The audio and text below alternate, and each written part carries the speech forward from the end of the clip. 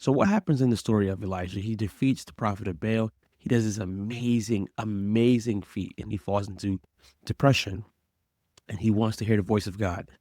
He thought he was going to hear God through fire, and there's no voice. He thought he's going to hear God through like the winds, the storm. What I'm basically saying is he thought he was going to hear God doing something wild, something big. Why do we search for that? Like, I can be guilty a lot with that at times. Why do we search for meaning to come from something that has to be big, something that has to be gigantic? But instead, he's in a cave and God speaks through a still, small voice. We wrestle with still because we often have to confront something, or because we feel if we're napping, if we're resting, if we're stopping all the hustle and bustle, that we're not productive. We've been trained to be productive so much that we're missing the mark in areas that could actually move us forward. When I first got married, my thought was, work as hard as you can all day, come home and your family's going to appreciate you. Not knowing that my family wanted time with me, but my family also wanted me alert, fully present.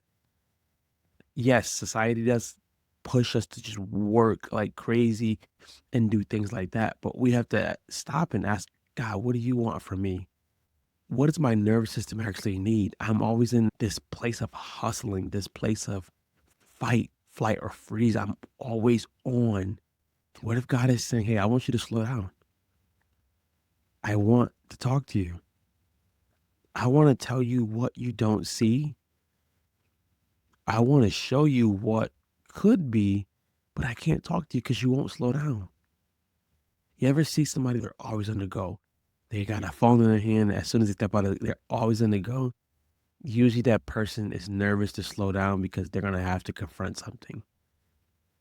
Maybe the pace that I'm doing, whatever I'm doing, is not right. Maybe what I'm doing is not even what I'm supposed to be doing anymore.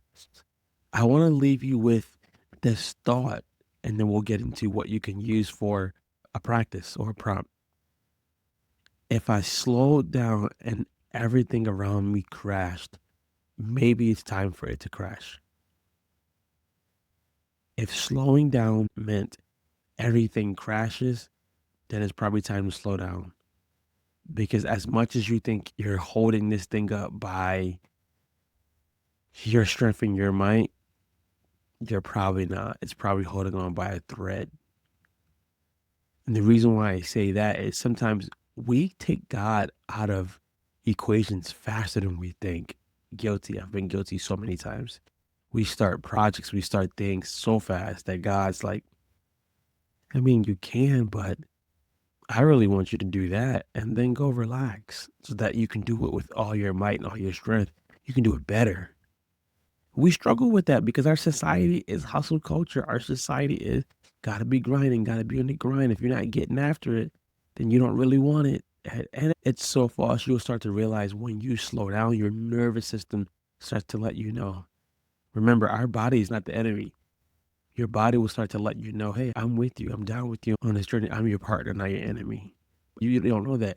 You fight your body. You fight when your body's like, I need to rest. You fight when your body's like, I need to nap. You fight with your body when you feel the headache coming on. You're just like, let me throw Tylenol and keep it moving. Your body's like, no, we need to slow down. Your nervous system is saying, I need stillness. I need to slow down. Here's a practice I want you to do when you get off of this. I want you to sit for 2 minutes, no phone, no music, nothing. And you might feel that that 2 minutes feels like 20 minutes. You might say, what is 2 minutes going to do? It's going to show you how much we need stillness. God created us for stillness because stillness is where our nervous system meets the voice of God.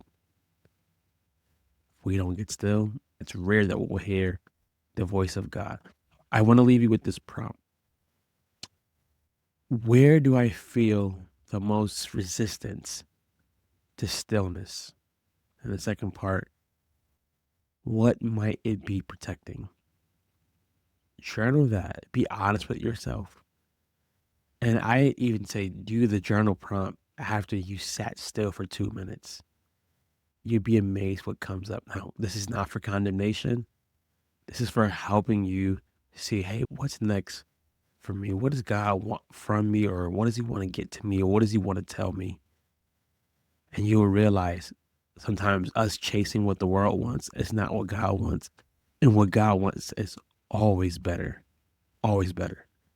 Be good, guys. I'm out of here.